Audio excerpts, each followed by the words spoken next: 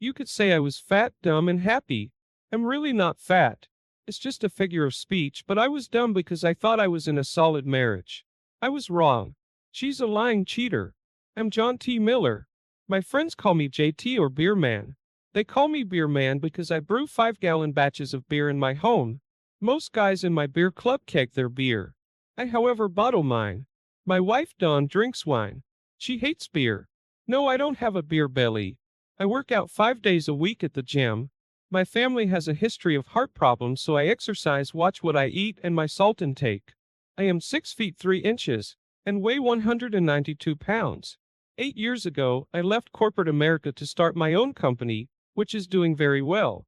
Dawn works for a top 50 corporation. She's been with them for 24 years. She started in the IT department as an analyst a month after our wedding. A little over 5 years ago, she moved into a position as an instructor in the education division. The company requires her to attend at least 20 days of education a year to stay current with changing technology. At 46, Dawn is a knockout. She is 5 feet 8 inches and weighs 118 pounds, and she does not look like a woman who's had 2 children. She's a runner and meets 6 other women on our block each morning at 6 o'clock to run 6 miles. Our daughter Emily is 22. She graduated from Florida State, and she's a first-grade teacher in Naples. Like her mother, Emily is a runner.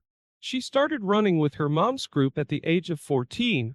I'm proud to say she likes the beer I make. She found a beer club in Naples and joined. When able, I attend with her. Our son Kent is a 21-year-old senior at the University of Florida. It is very entertaining to listen to his sister and him go at each other. Kent will drink my beer. Since it's free, the price is right for a college student. He is a good student looking forward to joining my business. I've told him he needs to work in corporate America for at least 5 years before I'll hire him. I believe he needs real-world experience. Dawn does not like beer and cannot stand the smell in our house when I boil a batch. I always schedule boiling a new batch of beer when Dawn travels. She is in Dallas this week, and I'm making an English brown ale. I thought life could not get any better. Little did I know it was getting ready to change.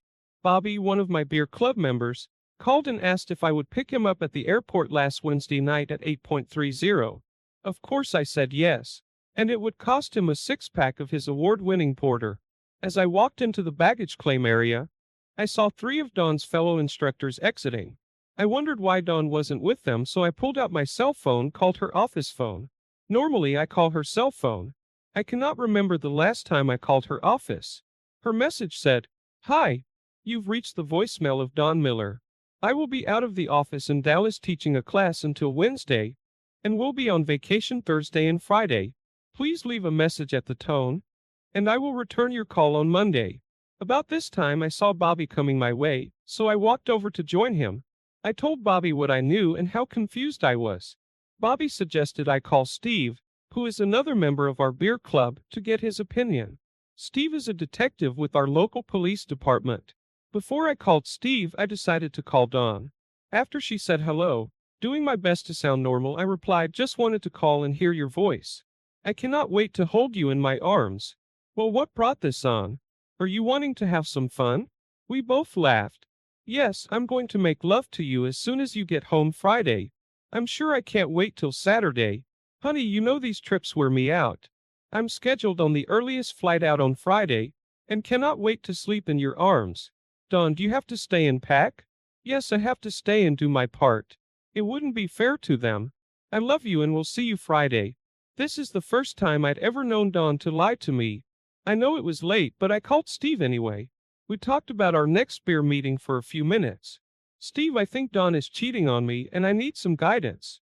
Steve responded, "I'm sorry to hear this, and I will help any way I can. First tell me what makes you believe Dawn is cheating on you." Taking a sip of beer, I said, "Bobby asked me to pick him up at the airport, and I saw 3 of Dawn's coworkers existing with their luggage. They were with Dawn in Dallas this week." Her office voicemail stated she was in Dallas through Wednesday, and on vacation till Monday. Before I called you, I talked to Dawn, and she acted like she was still teaching a class until Friday. Steve listened to me without interruption, and then asked, "How often did Dawn travel?" "About twice a quarter." "Did she travel with the same group each trip?" "No. Did each class last 5 days? Yes. Has she always left on Saturday and returned Friday night? As far back as I could remember, she leaves on Saturday morning and returns on Friday night. What does she do when she gets home? She is tired when she gets home, takes a long bubble bath, and goes to bed. First thing Saturday morning, she washes her clothes. We go out to dinner and come home for some welcome home sex. Steve agreed something was going on and advised me to call Frank Jones, a PI he knew, and discuss it with him. I thanked Steve for his insight and said I'd call Frank in the morning. The next morning, I received a call from Frank Jones. Turns out Steve called Frank and asked him to give me a call. I told Frank the same story I told Steve, then answered his questions. Frank paused, then asked, "You've been happily married for over 24 years. Do you really want to know what's going on?" "Yes." "Why are you asking?" "It's been my experience in cases like this that most end in divorce. The questions you have to answer are, how much do you want to know? How far back you want us to go? How much are you willing to spend? Will you be able to handle what we find out?" I was not prepared for this. I sat there in silence and then said, "Frank, I want to know everything. When, where, with whom. As far back as you can go. I will spend whatever it takes to find out the truth. If I've been lied to, I want to know how deep."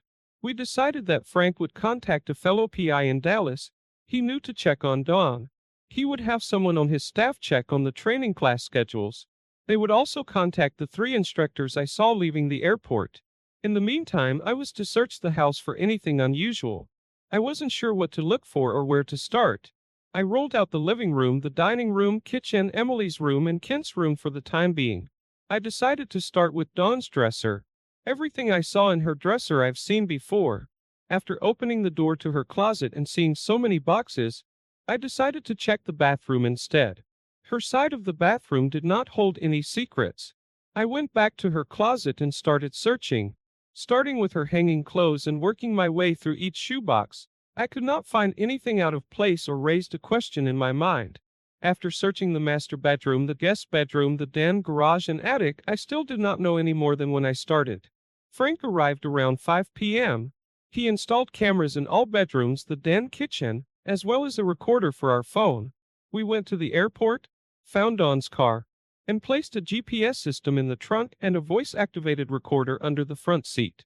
Back at the house, Frank and I had one of my pale Alish while he brought me up to date. Dawn's class schedule varies per location, ranging from 3 to 5 days. The class in Dallas was scheduled for 3 days, Monday through Wednesday. Tom, Paul, and Beth flew out on Sunday afternoon, returning on Wednesday night. Classroom material is shipped to the class location a week before the scheduled class. Instructors do not set up nor take down. Each location has staff to handle setup and teardown. Sitting there taking time to regain control of my anger, I thought of my father. "JT, you must stay in control of your anger. You cannot think clearly when anger is in control." Storming up to the kitchen, I growled, "Darn it. That woman has been blowing smoke up. She will pay. Did you find anything during your search?" "No. I got us another beer, this time an IPA, India Pale Ale, and told Frank I hadn't found anything out of place. The only red flag we could see is Dawn's need to wash her clothes. After some discussion, we decide Frank will intercept her bag at the airport and I will research how to disable the washer so it won't work immediately." Before Frank left, he told me his Dallas contact is on site at Dawn's hotel, and he'll talk to his contact in the morning and then call me. Frank left, and I had another beer, wondering how to break a washing machine. I couldn't bring myself to sleep in the master bedroom. I slept in Kent's bed. Needless to say, I slept very little. To keep up my routine and get my mind off things, I went into the office. Frank called about noon, and we agreed to meet at my house that afternoon. Frank arrived at 2 with an armful of files. He passed on my offer for a beer. This time he was all business. The Dallas contact emailed his report with pictures attached. Frank pulled out a picture of 6 people sitting around a restaurant table. There were 3 women and 3 men sitting in couples. Frank asked, "Do you recognize any of these people?" I looked at the picture for a while before saying, "The only person I recognize is Dawn." He then handed me a picture of each person for a better look. Once again, I studied their faces several minutes without speaking. I handed Frank one of the pictures and said, "I think I've seen this person before, but I don't know where." Frank said while they were eating, video cameras were installed on each floor of the hotel. facing down the hallway of each floor. The next series of pictures showed them leaving the restaurant, entering the elevator, and all six getting off on the seventh floor. The women entered room 707, and the men entered room 709. Pictures from 10:15 a.m. Friday morning showed two of the women exiting room 707. There were pictures of two men exiting room 709 Friday morning at 10:29 a.m. The next batch of pictures showed them exiting the elevator, walking through the lobby, then out the front door. These pictures gave me the impression this was a group of friends or business associates, not lovers. Frank told me they went down the street to a restaurant for lunch. Each paid for their meal and returned to the hotel. There was a batch of pictures showing them exiting their hotel rooms, carrying their luggage to the elevator. Each approached the front desk and checked out. Frank turned to face me with a serious look on his face and asked, "Beer man, I'm going to ask you once again, are you sure you want to know everything?" Without blinking, I said, "Hell yes." Frank paused, still looking me in the eye, then proceeded, "On a scale of 1 to 10, how blunt do you want me to be?" 11. Done and hold anything back. Another file was handed to me as Frank gave me a narrative of what I was observing. Without going into the whole conversation, I found out the Dallas agents went into rooms 707 and 709 with the cleaning crew videoing both rooms. Turns out 707 and 709 are connecting rooms with a connecting inside door between them. They took the sheets off of the beds, sent them to a lab for DNA analysis, bagged their used glasses for fingerprints, and went through the trash. The Dallas PI said the rooms reeked of sex, and all four beds had been used with stains all over them. Until the lab results came in, we wouldn't know if Dawn had participated in or just watched, but there had definitely been an orgy in the rooms. Be it. We both know she was in that room getting screwed. Looks like the woman I married is a lying cheater, I said. I paced around the room cursing for about 5 minutes. I stopped, looked at Frank and said, "Forget her. What do we do now? The cheater is due back tonight. First, let's go disable the washing machine." We pulled it away from the wall and cut one of the wires going to the motor.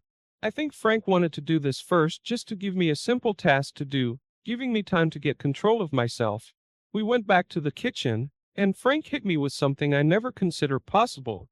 He wanted to take a DNA sample from me, and wanted to know if I could find a hairbush with hair from each of the children. I sat down and asked, "What makes you think the children are not mine?"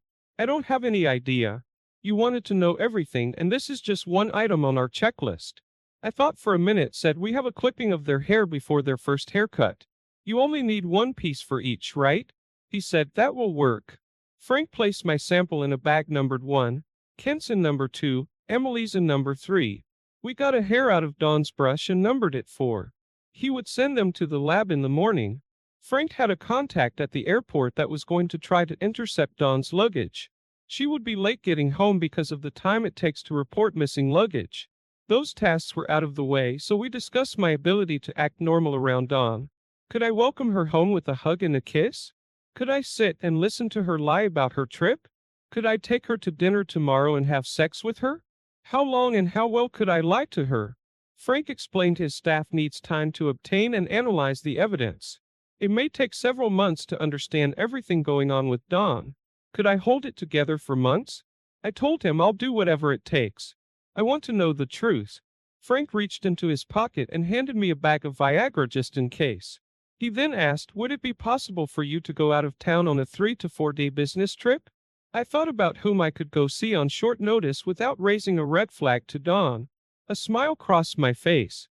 I looked up and said, "Yes, I can go to St. Louis and see one of my oldest customers.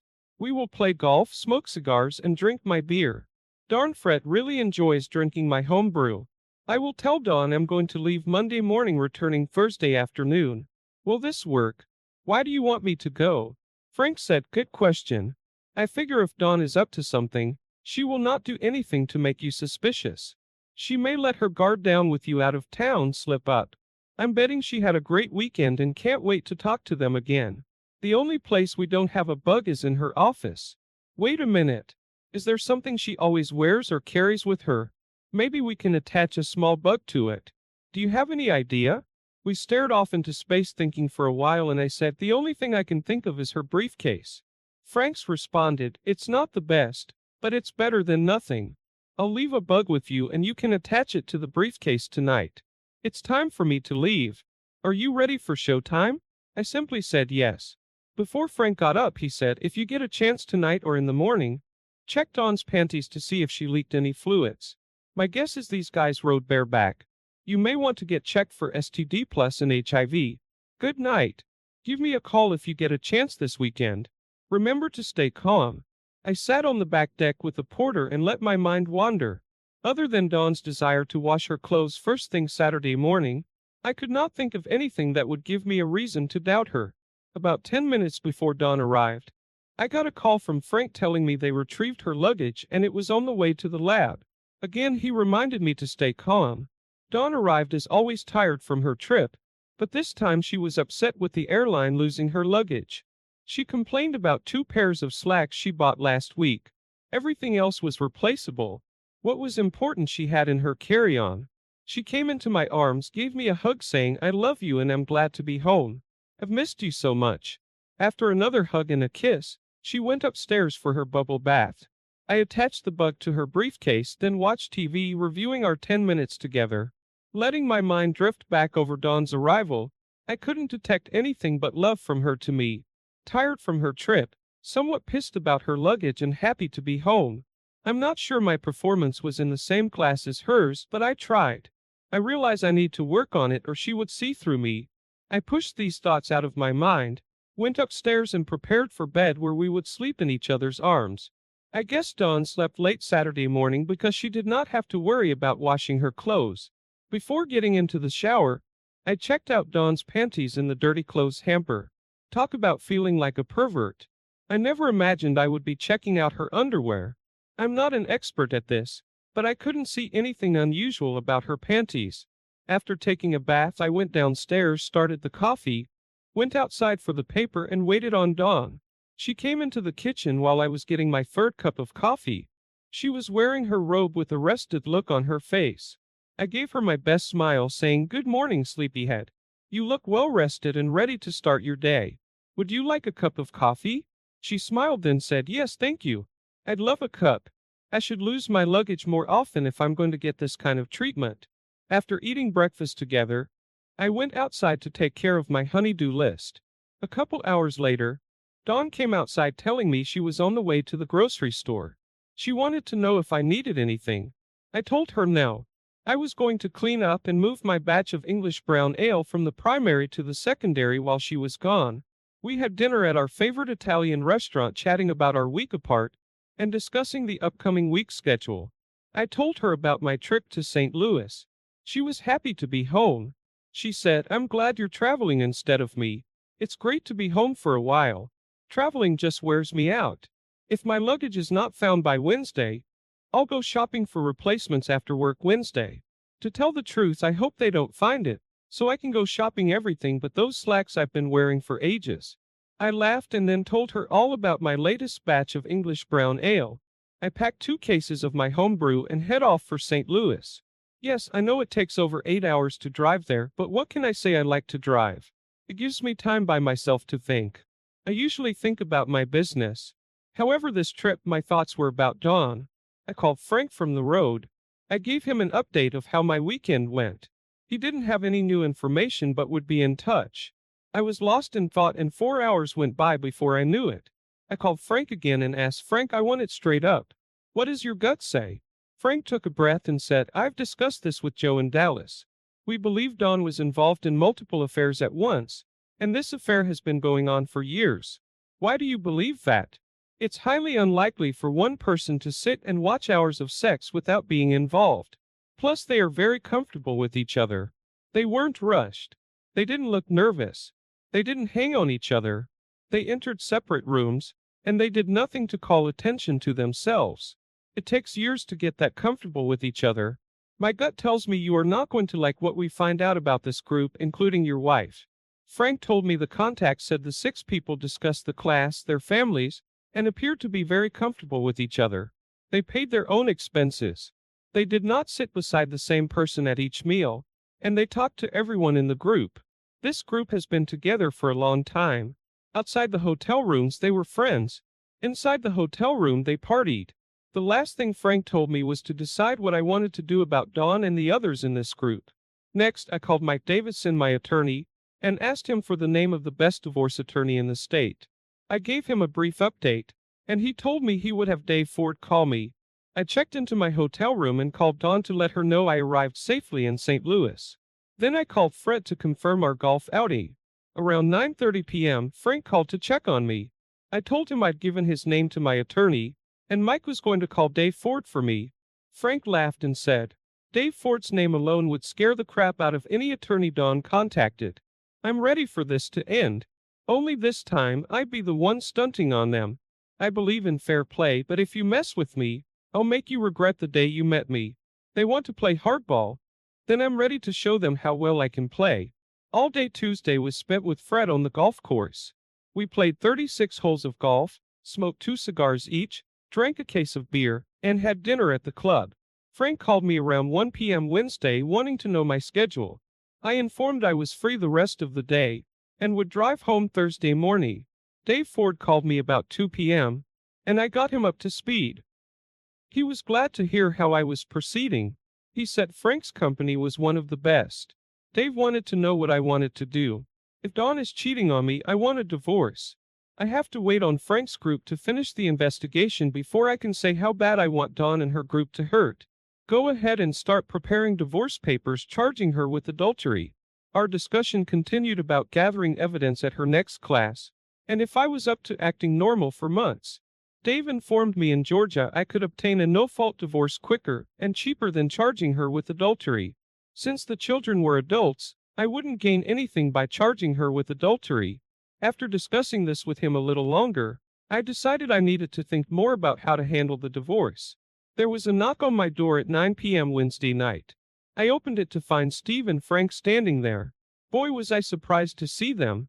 I handed them a beer from my cooler, asking why they were there. Frank said, I have bad news and devastating news to tell you, and I wanted to tell you face to face. Steve does not know what I'm here to tell you. I thought you would need a friend. It's up to you if you want Steve to stay and hear the bad news. I stood there with my mouth open, wondering what could be so bad they traveled to St. Louis to tell me. Yes, I want Steve to stay. I sat down and looked at Frank. He said, the bad news is we have the lab results back, and Dawn was an active participant in the affair with numerous people at once. One bed had evidence of all 6 being active on the same bed. The girls each had their own bed, and our evidence proves each woman entertained all 3 men on their beds. We identified Dawn by the DNA hair sample we got from your house. Beer man. I'm sorry it turned out this way. Stunned, I sat there trying to comprehend what I heard. I don't know how long I sat there in silence with my eyes closed, my blood boiling, fighting to regain control of my anger. Slowly, I opened my eyes and whispered, what could possibly be worse than my wife being involved with 5 other people? Frank cleared his throat, then said, 2 of the men involved are the biological fathers of Kent and Emily. You are not the father of either child. Bolting from my chair, I screamed, what? My children are not mine. That woman will pay, and I'll be the one collecting. The woman has been having an affair for over 24 years and playing me for a fool. They sat there in silence and watched me pace around the room. My mind was going 1,000 miles an hour trying to comprehend what I was told. I watched my perfect world collapse around me,